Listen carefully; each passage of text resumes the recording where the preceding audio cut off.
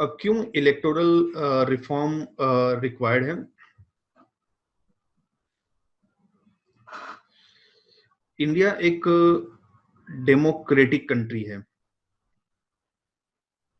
Democratic country में जनता decide करती है कौन उनको रूल करेगा। फ्राइडे को पॉलिटिकल लेक्चर में मैंने आपको बताया था different type of government formation होता है, डेमोक्रेसी है, थियोक्रेसी है। तो डेमोक्रेसी में जनता अपने लीडर्स को इलेक्ट करती है। अब जनता कैसे लीडर को इलेक्ट करती है? Through election. इलेक्शन जितना फ्री एंड फेयर होगा उतना ही जनता का विल रिप्रेजेंट होगा। सपोज करो जनता इलेक्ट कर रही है, वोट दे रही है कैंडिडेट ए को, बट कैंडिडेट बी इलेक्शन जीत जाता है, तो जनता का विल तो रिप्रेजेंट नहीं हो रहा है। तो इलेक्टोरल रिफॉर्म कहता है कि इलेक्शन के अंदर हम क्या चेंजेस करेंगे सो दैट इलेक्शन ट्रूली जनता के स्पिरिट को रिप्रेजेंट करे एंड गवर्नमेंट ऐसा फॉर्मेशन हो जो जनता के लिए वर्क करे, और अगर जनता के लिए वर्क नहीं करती है तो उस केस में जनता उसको पनिश कर सकता है। तो ये पूरा इलेक्टोरल रिफॉर्म है। इसका आउटलाइन है गुजरात हाई कोर्ट का क्या जजमेंट आया था, इलेक्शन का पर्पस क्या होता है, कैसे हम इलेक्शन प्रोसेस के क्रेडिबिलिटी को इंक्रीज कर सकते हैं, हमारे इलेक्टेड रिप्रेजेंटेटिव, हमारे एमपीज एमएलए कैसे होने चाहिए, और इलेक्टोरल रिफॉर्म क्या है। ये सजेस्टेड इलेक्टोरल रिफॉर्म्स है। सुप्रीम कोर्ट के जजमेंट से, हाई कोर्ट के जजमेंट से, कुछ एनजीओ ने या कुछ गवर्नमेंट के कमिटीज ने रिकमेंडेशन दिया है, और उस रिकमेंडेशन को मैंने कंपाइल करके यहाँ पे प्रेजेंट किया है। तो they are suggested electoral reforms. So Gujarat high court का जजमेंट क्या है, उसके लिए आपको ये समझना पड़ेगा। जब हम इलेक्शन में वोटिंग करते हैं तो वोटिंग दो तरीके से होता है, एक होता है डायरेक्ट वोटिंग और एक होता है पोस्टल वोटिंग।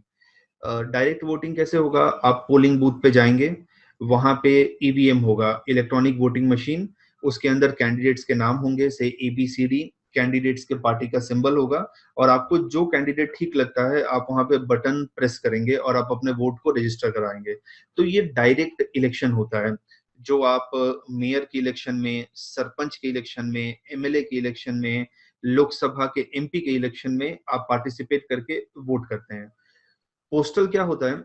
से अहमदाबाद में अभी इलेक्शन हो रहा है, और अहमदाबाद का कोई इंडिविजुअल अभी जम्मू एंड कश्मीर में BSF के अंदर सर्व कर रहा है, तो वो जॉब तो बहुत क्रिटिकल है, वो वहां से जॉब छोड़ के यहाँ पे अहमदाबाद में वोट करने तो आ नहीं सकता क्योंकि बॉर्डर सिक्योरिटी अफेक्ट हो जाएगा, तो वो बाई पोस्ट अपना वोट करेगा। सेकेंड, इलेक्शन हो रहा है गुजरात में, अहमदाबाद का कोई ऑफिसर है से मामलादार है, और उसको अभी रिस्पॉन्सिबिलिटी मिली है सूरत में जाके इलेक्शन कंडक्ट करना है। तो वो सूरत में जब इलेक्शन कंडक्ट कर रहा है तो कैसे अहमदाबाद में आके वोट कर सकता है? लेकिन वो अहमदाबाद के वोटर लिस्ट में रजिस्टर्ड है, तो वो भी पोस्ट के थ्रू वोट कर सकता है। तो पोस्टल बैलोट और पोस्टल वोटिंग गवर्नमेंट ऑफिसर्स के लिए है। जो गवर्नमेंट ऑफिसर अपने कंस्टिट्यूएंसी में नहीं होते हैं, दूसरी जगह पे सर्व कर रहे होते हैं, वो पोस्टल बैलेट के थ्रू वोटिंग कर सकते हैं। तो ये सिर्फ गवर्नमेंट सर्वेंट के लिए है, एंड डायरेक्ट वोटिंग नॉर्मल जनता के लिए है, नॉर्मल पब्लिक के लिए है। अब 2017 गुजरात असेंबली इलेक्शन आते हैं। असेंबली इलेक्शन मींस विधानसभा का इलेक्शन, और यहाँ पे हम MLA को इलेक्ट करते हैं। तो अहमदाबाद के आउटस्कर्ट्स में धोलका कंस्टिट्यूएंसी है, वहां पे दो कैंडिडेट, बीजेपी के मिस्टर भूपेंद्र सिंह चुडासमा जो अभी गुजरात के एजुकेशन मिनिस्टर हैं, सीनियर मिनिस्टर हैं गुजरात के, मल्टीपल पोर्टफोलियो को हैंडल करते हैं, एंड इंडियन नेशनल कांग्रेस के अश्विन राठौड़। भूपेंद्र सिंह चुडासमा को 71,530 वोट मिलता है, एंड अश्विन राठौड़ को 71,203 वोट मिलता है। तो भूपेंद्र सिंह चुडासमा विनर होते हैं। इन दोनों के बीच में वोट का डिफरेंस जस्ट 327 वोट है। अब वहां पे एक रिटर्निंग ऑफिसर होते हैं। रिटर्निंग ऑफिसर क्या होता है कि किसी भी कंस्टिट्यूएंसी में जो इलेक्शन को हैंडल करता है, तो वहां पे धोलका कंस्टिट्यूएंसी के रिटर्निंग ऑफिसर डिप्टी कलेक्टर धवल जानी थे। उन्होंने 429 पोस्टल बैलोट को रिजेक्ट कर दिया कि ये पोस्टल बैलोट प्रॉपर ऑर्डर में नहीं है, ये पोस्टल बैलोट जो है प्रॉपर फॉर्मेट में नहीं है, उन्होंने उसको रिजेक्ट कर दिया।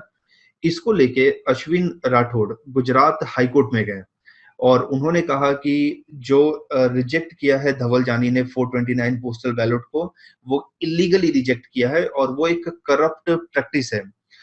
अगर उसको वो रिजेक्ट नहीं करते और वो 429 वोट मुझे मिल जाता तो मैं विनर होता, क्योंकि डिफरेंस जस्ट 327 का है। तो 429 अगर वोट रिजेक्ट नहीं होता तो मे बी मैं विनर हो जाता, मे बी। तो ये गुजरात हाईकोर्ट में गए 2017 में, इन्होंने गुजरात हाईकोर्ट में कंप्लेन किया। उसका ऑलमोस्ट 50 से 60 से ज्यादा हियरिंग होता है एंड 12 मई 2020 को गुजरात हाईकोर्ट का जजमेंट आता है। गुजरात हाईकोर्ट के जजमेंट में 3 चीजों के बारे में वो कहते हैं। फर्स्ट वो कहते हैं कि भूपेंद्र सिंह चुडासमा का जो इलेक्शन हुआ था धोलका कंस्टिट्यूएंसी से, उसको हम टेम्पररी होल्ड पे रखते हैं, नलीफाई करते हैं।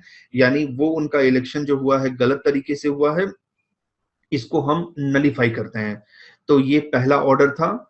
सेकंड, जो पटिशनर है, पटिशनर में जो कंप्लेनेंट होता है, जो पटिशन डालता है, अश्विन राठौड़, उसने उन्होंने ऐसा कहा था कि ये जो पूरा इलेक्शन हुआ था वो वोलेशन ऑफ पोल कोड है, means proper rules and regulation को फॉलो नहीं किया गया और उसके बाद ये इलेक्शन हुआ। तो गुजरात हाई कोर्ट ने कहा कि यस, इनका जो कंटेंशन है, इनका जो व्यू पॉइंट है, ये भी सही है।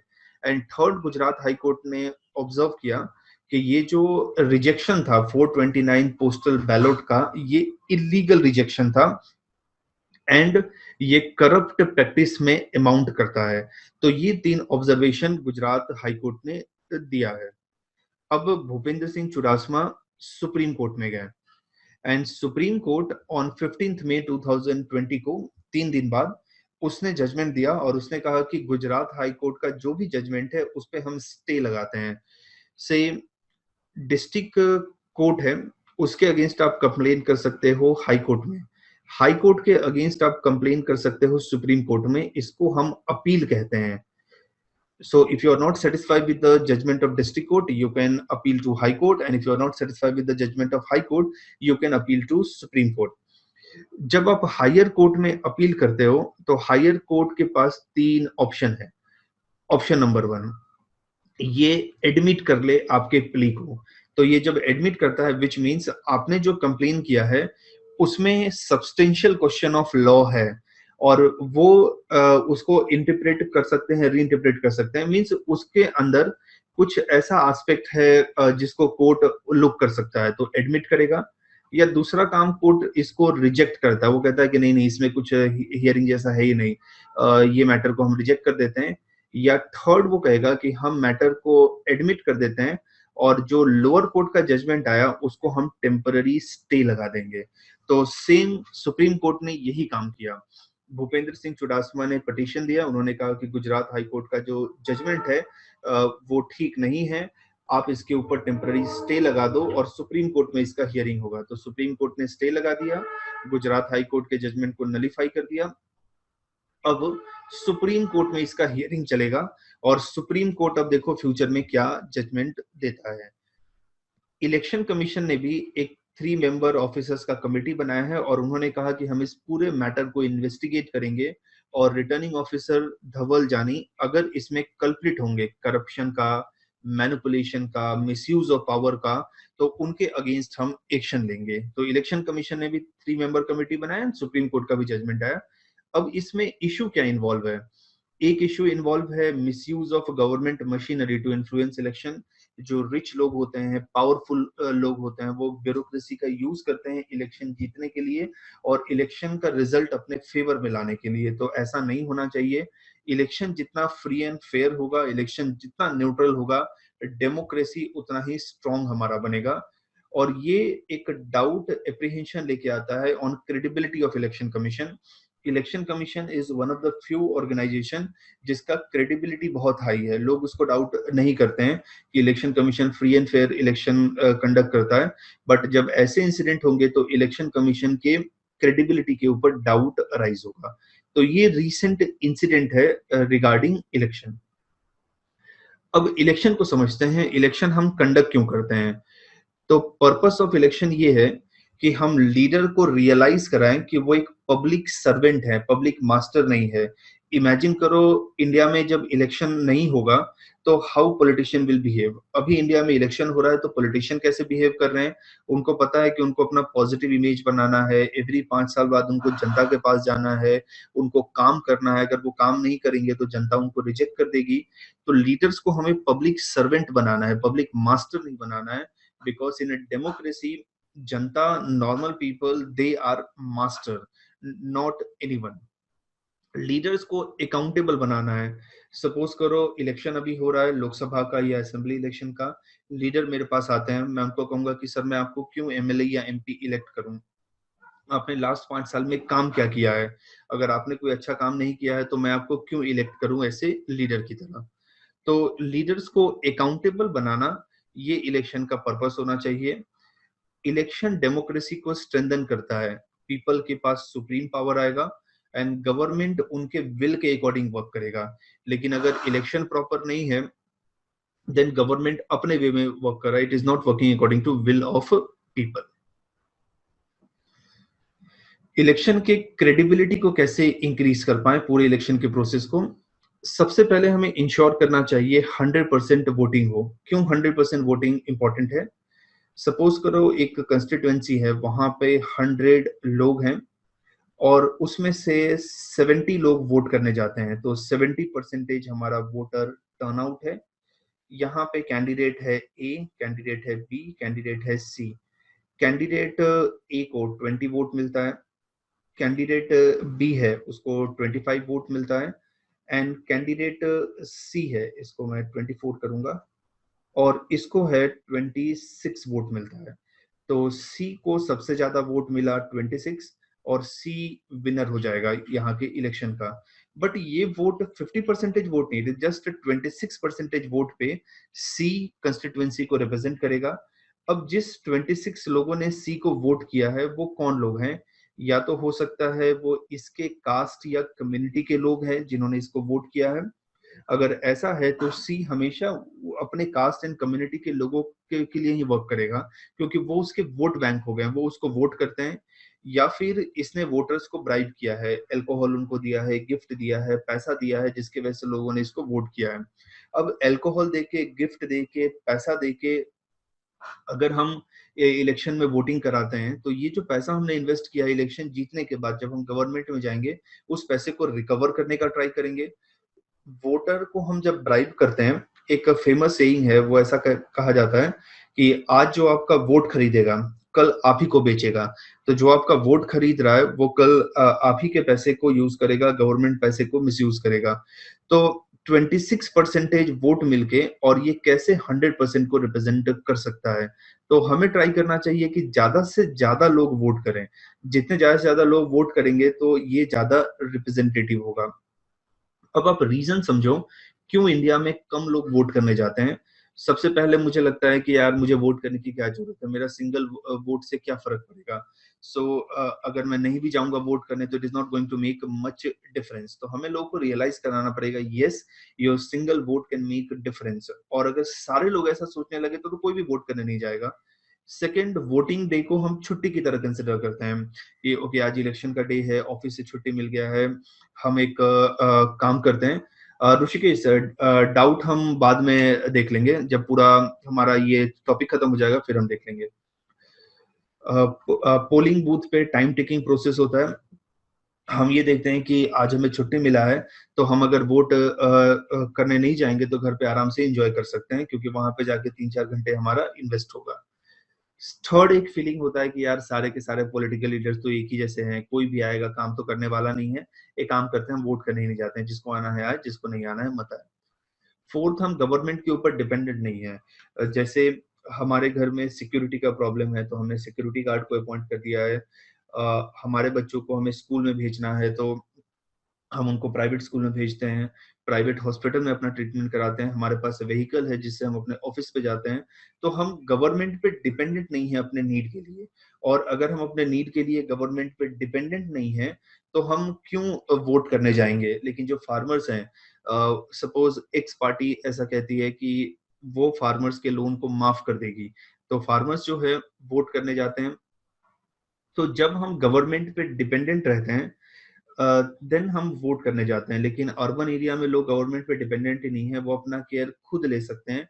दैट्स व्हाई फिर वो वोटिंग में पार्टिसिपेट नहीं करते हैं। नेक्स्ट रीजन है, फिफ्थ रीजन माइग्रेशन का रीजन है। सपोज मेरा वोटर आईडी कार्ड अहमदाबाद का है पर मैं अभी दिल्ली में हूँ, तो इलेक्शन के लिए मैं 5,000 6,000 रुपीज को स्पेंड करके अहमदाबाद में नहीं आऊंगा वोट करने, क्योंकि अगर मैं आऊंगा भी तो मुझे लगता है कि कॉस्ट बेनिफिट रेशियो उतना हाई नहीं है। तो फर्स्ट हमें इंश्योर करना चाहिए 100% वोटिंग, और लोअर वोटर्स टर्नआउट में जो भी प्रॉब्लम होता है उस प्रॉब्लम को हमें ठीक करना चाहिए। सेकंड, कैंडिडेट के अवेयरनेस एंड प्रोसेस के बारे में हमें लोगों को ज्यादा से ज्यादा अवेयर करना चाहिए कि जैसे ये आपका कैंडिडेट है, ये इसका एजुकेशनल क्वालिफिकेशन है, ये आपका कैंडिडेट है, ये इसका क्रिमिनल बैकग्राउंड है, एसेट का बैकग्राउंड है। तो लोगों को हम अवेयर करें और लोगों को हम इस तरीके से बनाएं कि वो वोटिंग को ऐसे फेस्टिवल सेलिब्रेशन की तरह कंसिडर करें।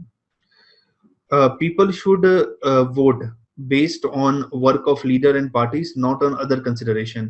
कोई हमारे पास वोट मांगने आता है तो हम इसलिए वोट नहीं करें कि लीडर हमारे कास्ट का है, लीडर हमारे कम्युनिटी का है। हम वोट करें इसलिए क्योंकि उस लीडर ने अच्छा काम किया है। अगर उस लीडर ने अच्छा काम नहीं किया है तो हम उसको रिजेक्ट कर दें। इलेक्टेड रिप्रेजेंटेटिव कैसे होने चाहिए हमारे हैं, एमएलएज, एमपी, सरपंच, मेयर कैसे होने चाहिए? वो लोगों के ट्रू विल को रिप्रेजेंट करें कि लोग जो चाहते हैं वही वर्क करें।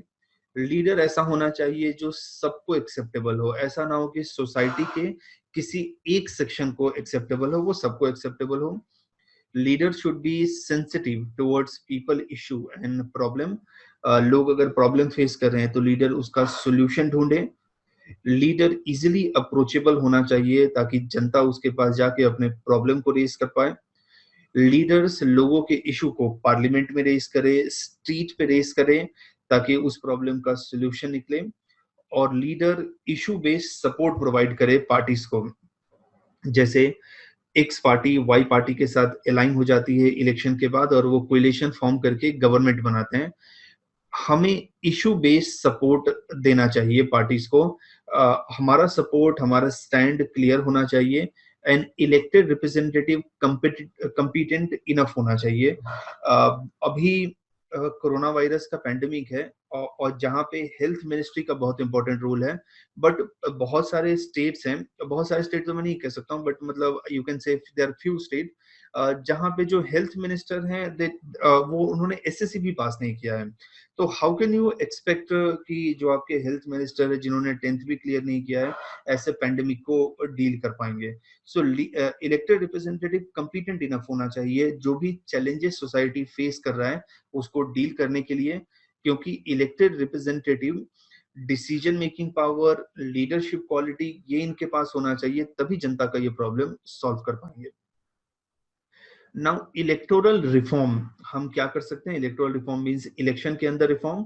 सो ये सजेस्टेड इलेक्टोरल रिफॉर्म का लिस्ट है जो कुछ एनजीओ ने गवर्नमेंट को सजेस्ट किया था। एनजीओ ने, सिविल सोसाइटी ने, सुप्रीम कोर्ट, हाई कोर्ट के रूलिंग ऑब्जर्वेशन के बाद उन्होंने गवर्नमेंट को बताया, या गवर्नमेंट की डिफरेंट कमिटी है जिन्होंने सजेस्ट किया था।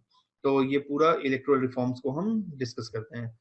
फर्स्ट नोटा है। इलेक्ट्रॉनिक वोटिंग मशीन के ऊपर से A B C 3 candidate election contest कर रहे हैं, और फोर्थ है NOTA, none of the above. आप वोटिंग करने जाते हैं, आप ए को वोट कर सकते हैं, बी को वोट कर सकते हैं, सी को वोट कर सकते हैं, या इनमें से कोई भी अगर आपको लगता है ठीक नहीं है तो आप नोटा को प्रेस कर सकते हैं। से किसी कंस्टिट्यूएंसी में 100 लोग हैं और वो सारे के सारे लोग वोट करने जाते हैं। से ए को मिलता है 2 वोट, बी को मिलता है 1 वोट, सी को मिलता है 1 वोट, और रिमेनिंग 96 वोट नोटा रजिस्टर होता है। अगर ऐसा होगा भी तो भी ए विनर होगा क्योंकि उसको सबसे ज्यादा वोट मिला आफ्टर नोटा। लेकिन ये तो ट्रू विल रिप्रेजेंट नहीं करता, जस्ट 2% वोट मिला ए को, और वो कैसे विनर हो सकता है? तो कुछ एक्सपर्ट का ऐसा कहना है कि आप नोटा के वोट को भी काउंट करो।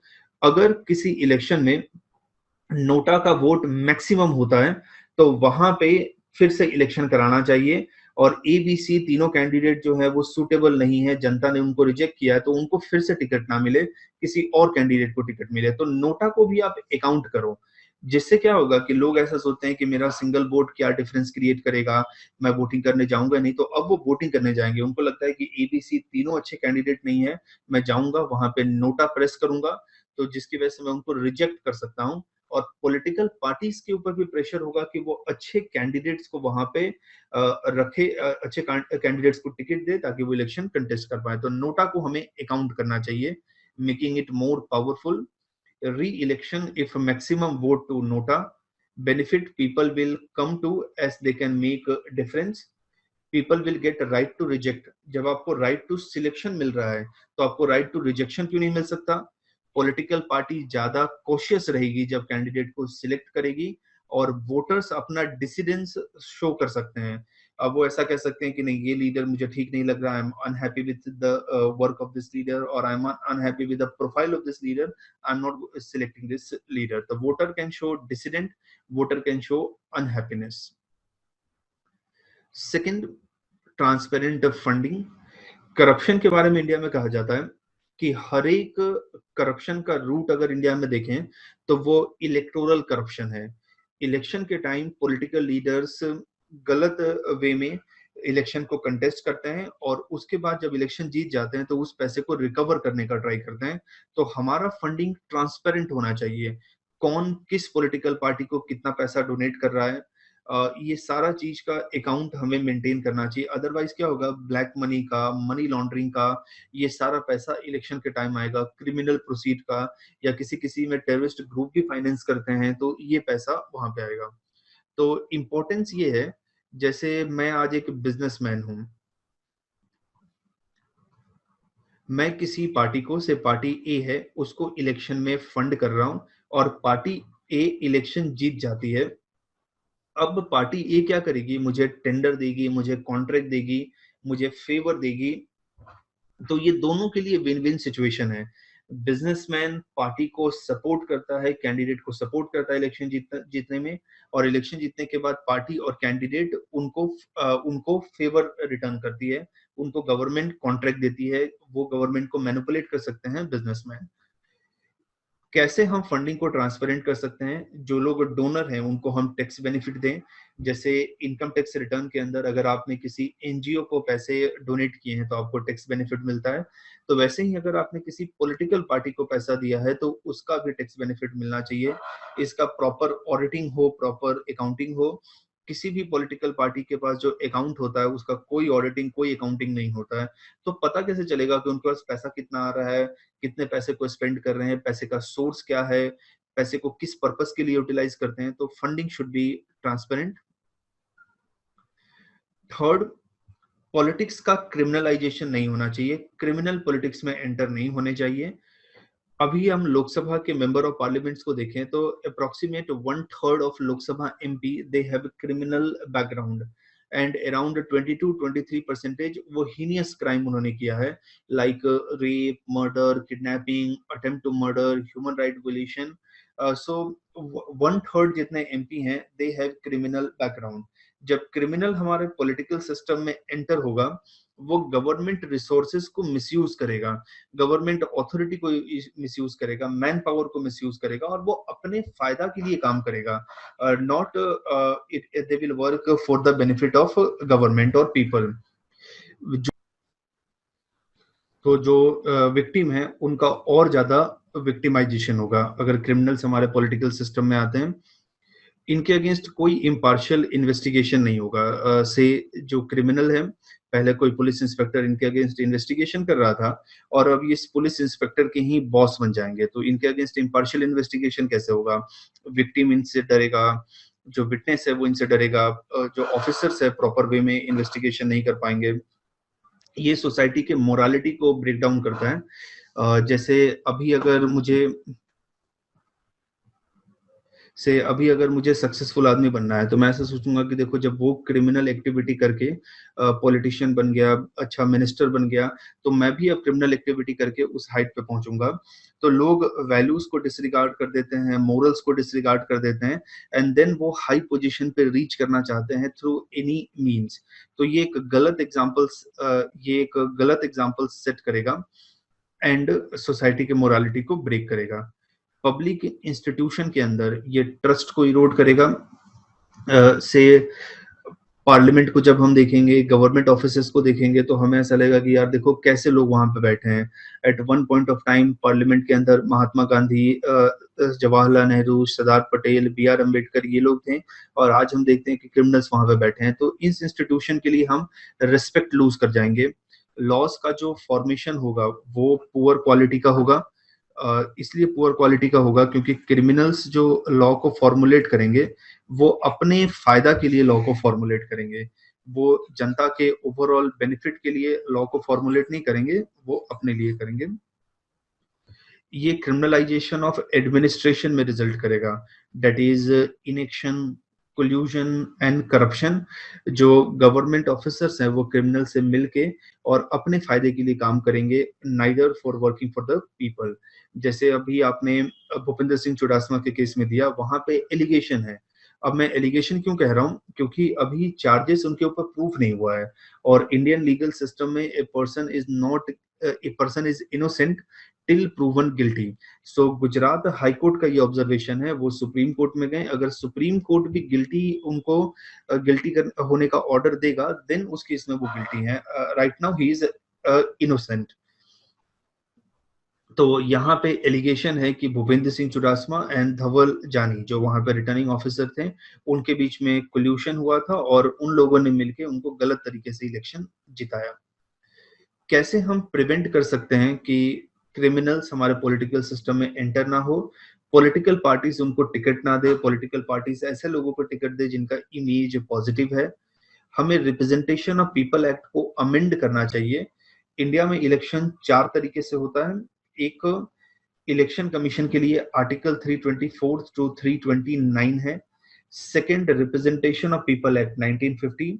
Third, representation of people act 1951 and fourth, delimitation commission act 2002। तो ये 4 लॉ प्लस कॉन्स्टिट्यूशनल एस्पेक्ट, ये इंडिया के इलेक्शन को गवर्न करता है। तो हमें अंडर ट्रायल्स को भी इंक्लूड करना चाहिए। कैसे? से मैं अभी एक्यूज्ड हूं किसी क्राइम को लेके, तो कोर्ट ऑर्डर देगी कि या तो आप अभी बेल पे बाहर रहो, क्योंकि आपने जो क्राइम किया वो बहुत हीनियस नहीं है, आप बाहर रह के भी इन्वेस्टिगेशन को अफेक्ट नहीं कर सकते हैं। तो बेल मीन्स आप बाहर रहो, फ्री हो, या फिर आपको जेल में रहना पड़ेगा। तो मैं कहूंगा कि ओके, आप मुझे जेल में रख रहे हो, मैं जेल में रहूंगा, लेकिन मैं आगे के कोर्ट में भी अपील करूंगा। से हाई कोर्ट का जजमेंट आया है, अब मैं सुप्रीम कोर्ट में अपील करूंगा। तो जब तक आपका ट्रायल चलता है और आप जेल में रहते हैं, उसको हम अंडर ट्रायल कहते हैं। और आपका जब एक बार ट्रायल खत्म हो गया, आपको कोर्ट ने चार्ज प्रूफ कर दिया, देन आपका कन्विक्शन हो जाता है और फिर पनिशमेंट स्टार्ट होता है। तो हमें जो अंडर ट्रायल्स हैं, जिनका ट्रायल चल रहा है, उनके ऊपर सीरियस चार्जेस हैं, उनको भी इलेक्शन कंटेस्ट नहीं करने देना चाहिए। बट ये सारे केसेस में हम ना करें, हम हीनियस क्राइम में करें कि रेप, मर्डर, किडनैपिंग का कोई एक्यूज है, उसको इलेक्शन कंटेस्ट नहीं करने दें। इवन वो अंडर ट्रायल है तो भी, अगर फ्यूचर में वो इनोसेंट साबित होता है तो देन वो इलेक्शन कंटेस्ट कर सकता है, अदरवाइज नहीं कर सकता।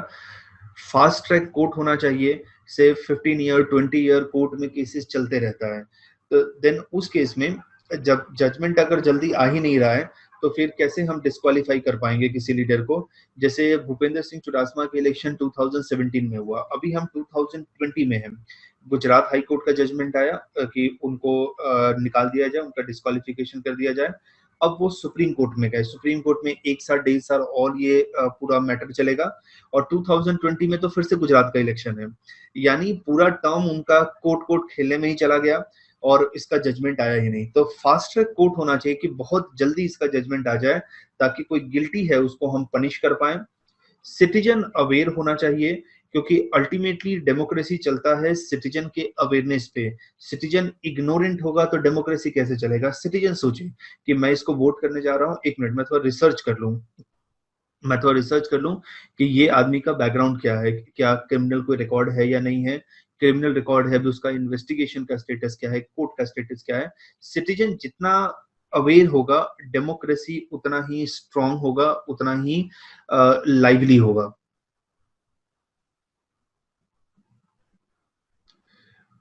Third reform, election expenditure bye candidate. इसके अंदर हमने सीलिंग रखा है, पार्लियामेंट के इलेक्शन के लिए 40 लाख पर कंस्टिट्यूएंसी है। अब सपोज करो मैं मुंबई में हूँ और मैं अरुणाचल प्रदेश में हूँ। अरुणाचल प्रदेश में कॉस्ट ऑफ फाइटिंग इलेक्शन कम होगा, मुंबई में कॉस्ट ऑफ फाइटिंग इलेक्शन ज्यादा होगा, बिकॉज मुंबई एक अर्बन एरिया है, अरुणाचल प्रदेश रूरल बैकग्राउंड है। इलेक्शन हो रहा है मई के मंथ में जब मैरिज का सीजन है, इलेक्शन हो रहा है अक्टूबर के मंथ में जब फेस्टिवल का सीजन है। तब इलेक्शन कंटेस्ट करने का जो एक्सपेंडिचर होगा वो ज्यादा होगा, लेकिन इलेक्शन लीन पीरियड में हो रहा है तब इलेक्शन कंटेस्ट करने का एक्सपेंडिचर उतना ज्यादा नहीं होगा। तो हमें जो ये आर्टिफिशियल लिमिटेशन है उसको हटाना चाहिए। जैसे अगर 40 लाख लिमिटेशन है इलेक्शन कंटेस्ट करने का, तो से मैंने किसी से जीप हायर किया और वो जीप है से 10 लाख रुपीस का, तो मैं इसको कहूंगा कि एक काम करो, तुम इसका 1 लाख रुपया ही बिल बनाओ। क्योंकि अगर सारा मेरा एक्सपेंडिचर जीप में ही चला गया तो फिर मैं बैनर कैसे पब्लिश करूंगा या दूसरे एक्टिविटी में पैसे कैसे स्पेंड करूंगा। तो मैं इसको 1 लाख रुपीज फॉर्मल मनी दूंगा, व्हाइट मनी दूंगा, एंड 9 लाख रुपीज मैं इसको ब्लैक मनी दूंगा। तो सीलिंग हमें हटा देना चाहिए, क्योंकि कैंडिडेट्स इलीगल चैनल यूज करते हैं फंडिंग के लिए। एक बार हमें प्रॉपर अमाउंट पता चल गया, जैसे कैंडिडेट ए है, उसने इलेक्शन कंटेस्ट करने के लिए से 1 करोड़ रुपया स्पेंड किया है, बट वो अपने इनकम टैक्स रिकॉर्ड में से दिखा रहा है कि उसका 30 लाख इनकम है। तो देन हम इन्वेस्टिगेशन कर सकते हैं, ऑडिट कर सकते हैं कि सर आपका इनकम तो इतना ही है, फिर आपने इलेक्शन में इतना पैसा कैसे यूज किया। अगर कुछ इरेगुलरिटी है तो वो बाहर आ पाएगा। देन हमें फ्री बी और एपिसमेंट पे बैन लगाना चाहिए। से इलेक्शन के टाइम पॉलिटिकल लीडर्स गिफ्ट देते हैं, से कुकर देते हैं, सारी देते हैं, अल्कोहल देते हैं, तो उस पे हमें बैन लगाना चाहिए। क्योंकि लोग फिर इसके इन्फ्लुएंस में आके वोट करते हैं, वो लॉन्ग टर्म वे में नहीं सोचते हैं कि 5 साल ये हमारे कंट्री में क्या रिफॉर्म करेंगे। वो दारू के बॉटल के लिए, साड़ी के लिए या कुकर के लिए, उसके लिए वोट करते हैं। अगर कोई किसी कम्युनिटी को अपीस कर रहा है या किसी रिलीजन को या रीजन को अपीस कर रहा है, तो उसके ऊपर भी हमें बैन लगाना चाहिए। इलेक्शन एक जनरल वे में होना चाहिए, इलेक्शन इस वे में नहीं होना चाहिए कि आप इस रिलीजन के हो, आप मुझे वोट करो क्योंकि मैं आपके रिलीजन को प्रोटेक्ट करूंगा, मैं आपके कम्युनिटी को प्रोटेक्ट करूंगा। इस वे में कभी इलेक्शन नहीं होना चाहिए, नेगेटिव कैंपेन है। देन कास्ट रिलीजन बेस्ड जो ऑर्गेनाइजेशन है उसके ऊपर बैन लगाना चाहिए। ये पॉलिटिकल पार्टी जो है एक्स रिलीजन को बिलोंग करती है, ये पॉलिटिकल पार्टी वाई कास्ट को बिलोंग करती है। कास्ट रिलीजन सोसाइटी में डिवीजन क्रिएट करता है, और अगर पॉलिटिक्स में ये चीज यूज होगा तो सोसाइटी के अंदर बहुत ज्यादा डिवीजन क्रिएट होगा और फ्यूचर में ये गल्फ को फिल करना इम्पॉसिबल हो जाएगा। सो कोई भी कास्ट रिलीजन को यूज करता है उसको बैन करो। Limit number of terms and as.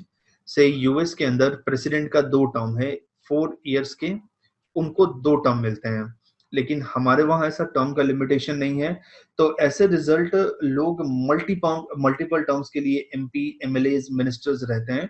But अगर टर्म फिक्स हो जाए, जैसे मैं एमएलए बन रहा हूँ और मुझे पता है कि मैं 10 साल के लिए एमएलए रह सकता हूँ, तो मैं उस 10 साल में इतना अच्छा काम करने का ट्राई करूंगा कि लोग मुझे याद रखें, और आफ्टर 10 ईयर किसी और को अपॉर्चुनिटी मिलेगा।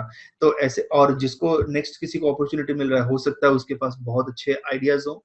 तो लिमिट अगर टर्म एंड एज कर देंगे तो ज्यादा से ज्यादा लोगों को अपॉर्चुनिटी मिल पाएगा, और लीडर अपने लिमिटेड अपॉर्चुनिटी को अच्छे तरीके से यूज करेंगे परफॉर्म करने के लिए, ताकि लोग उनको याद रखें। राइट टू रिकॉल भी होना चाहिए, जैसे हम राइट टू सिलेक्ट करते हैं अपने लीडर्स को, वैसे हमारे पास राइट टू रिजेक्शन भी होना चाहिए, जो मैंने नोटा में आपको बताया था। राइट टू रिकॉल भी होना चाहिए। से एक मेंबर ऑफ पार्लियामेंट को हमने इलेक्ट कर दिया, वो मेंबर ऑफ पार्लियामेंट अब पार्लियामेंट में जा ही नहीं रहा है, पार्लियामेंट के डिबेट में पार्टिसिपेट ही नहीं कर रहा है, वो अच्छा काम ही नहीं कर रहा है, तो हम जो कंस्टिट्यूंसी के लोग हैं, वो लोग मिलके उसको वापस बुला ले कि सर आप अच्छा नहीं काम कर रहे हो, हम आपको रिकॉल करते हैं, अब हम किसी और को यहाँ से इलेक्ट करके भेजेंगे। तो इसके लिए कुछ क्राइटेरिया होना चाहिए कि इतने नंबर ऑफ वोटर्स अगर एग्री करते हैं तो देन हम उनको वापस बुला सकते हैं। तो प्रेशर टू परफॉर्म होगा पॉलिटिकल लीडर्स के ऊपर, ये लोगों का अकाउंटेबिलिटी इंक्रीज करेगा पीपल के थ्रू, पॉलिटिकल लीडर्स का। और there should be proper criteria to evaluate MPs and MLA performance, parliament में उनका प्रेजेंस कितना है, वो कितने क्वेश्चन पूछते हैं, पब्लिक के इशू को रेज करते हैं या नहीं करते हैं। This are the few criteria for recalling और evaluating the performance of MPs और MLAs. Then we should limit the number of seat on which candidate can contest election. से पॉलिटिकल लीडर एक साथ 2 सीट से इलेक्शन कंटेस्ट करते हैं अपना probability को इंक्रीज करने के लिए, और जब वो दोनों सीट से जीत जाते हैं तो एक सीट को छोड़ देते हैं एंड देन दूसरे सीट को वो होल्ड करते हैं, और जिस सीट को वो छोड़ते हैं वहां पर फिर से बाई इलेक्शन होता है।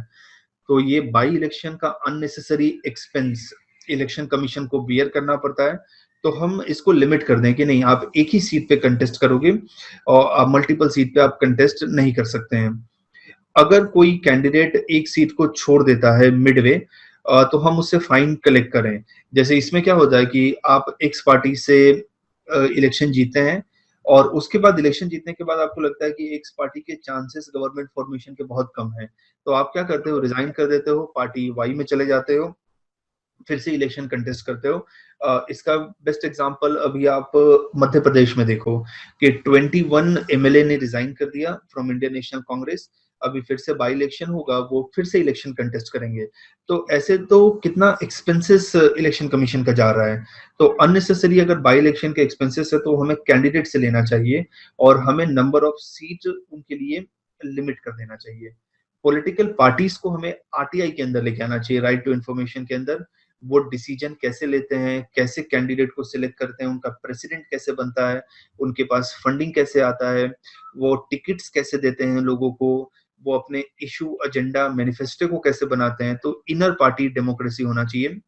एक आयरनी इंडिया का देखो, पार्टीज के अंदर डेमोक्रेसी नहीं है, पॉलिटिकल पार्टीज के अंदर, बट वो लोग इंडिया को डेमोक्रेटिक बनाते हैं। पार्टीज के अंदर एक ही फैमिली के लोग रूल करते रहते हैं, एक ही कम्युनिटी के लोग रूल करते रहते हैं, एंड देन दे से कि हमें इंडिया को डेमोक्रेटिक बनाना है। तो कैसे पॉसिबल है? पार्टी का फंडिंग का सोर्स हमें पता चल जाएगा, हमें पेड न्यूज क्या होता है, हम एडवर्टाइजमेंट को न्यूज की तरह दिखाते हैं, फेक न्यूज को, गलत न्यूज को या बायस कवरेज को इलेक्शन कमीशन को कर्ब करना चाहिए। कोई न्यूज़पेपर, कोई न्यूज चैनल या social media paid news, fake news या बायस कवरेज कर रहा है तो हमें उसको पनिश करना चाहिए। देन इलेक्शन कमीशन के पास प्रॉपर पावर होना चाहिए ताकि वो पनिश कर पाए कैंडिडेट को। अगर कोई कैंडिडेट इलेक्शन के अंदर चीटिंग कर रहा है, मिसयूज कर रहा है, तो उसको पनिश कर पाए, डिस्क्वालिफिकेशन कर पाए। और इलेक्शन कमीशन इंडिपेंडेंट होना चाहिए अपना डिसीजन लेने के लिए, कब इलेक्शन का हम शेड्यूल रखें, क्या क्राइटेरिया हमारे पास होना चाहिए, कोई अगर इलेक्शन में गलत मीन्स को यूटिलाइज करता है कैसे हम डिस्क्वालीफाई करें। तो election commission should be independent. Compulsory voting हमें करना चाहिए कि everyone should come to vote, जो अगर वोट करने नहीं आएगा तो उसको हम ये पनिशमेंट देंगे, या फिर अगर कुछ जो वोटिंग करने आएगा तो उसको टैक्स में हम ये बेनिफिट दे सकते हैं। एक जैसे बहुत सारे वेस्टर्न कंट्री में ऐसा होता है, से आप अभी आईआरसीटी से टिकट बुक करा रहे हो, तो अगर आपने वोट किया है तो आपको प्रेफरेंस मिलेगा, अगर आपने वोट नहीं किया तो आपको प्रेफरेंस नहीं मिलेगा। तो अभी प्रॉब्लम ये है कि हम अपने कंट्री में राइट्स बहुत इंजॉय कर रहे हैं बट हम अपने ड्यूटीज को फुलफिल नहीं कर रहे हैं। ना हम वोट करने जाते हैं, ना हम टैक्स पे करते हैं, ना हम लॉ को फॉलो करते हैं, और फिर हम एक्सपेक्ट करते हैं कि गवर्नमेंट हमारे लिए सब कुछ करे। अभी कोरोना वायरस की वजह से जो लॉकडाउन हुआ है उसके अंदर आप देख सकते हैं लोग रूल्स को वोलेट कर रहे हैं, नकली पासेस लेके वो एक सिटी से दूसरे सिटी में ट्रेवल कर रहे हैं। तो और पुलिस उनको मैनेज करने के लिए हमें रखा गया है। तो इतने एजुकेटेड सोसाइटी में भी आज हमें पुलिस को रखना पड़े और लोगों को ये कन्विंस करने के लिए कि आप अपने घर से बाहर ना निकलो, आपके हेल्थ का रिस्क होगा, तो इससे बड़ा एपैथी किसी कंट्री के लिए कुछ भी नहीं हो सकता। बोगस वोटिंग नहीं होगा अगर कंपलसरी वोटिंग हम करेंगे, क्योंकि सारे के सारे लोग वोट करने आएंगे तो उनके बिहाफ पे कोई और वोट नहीं करेगा। जैसे मेरा वोटर आईडी कार्ड से दिल्ली का है, लेकिन इलेक्शन के टाइम पे मैं दिल्ली में नहीं हूँ, तो मेरे बिहाफ पे कोई और डमी वोटर आके वोट कर देगा। अब तो काफी हद तक कम हो गया है, बट फिर भी इन सम वे प्रिवेलेंट है इन सम पार्ट्स ऑफ इंडिया।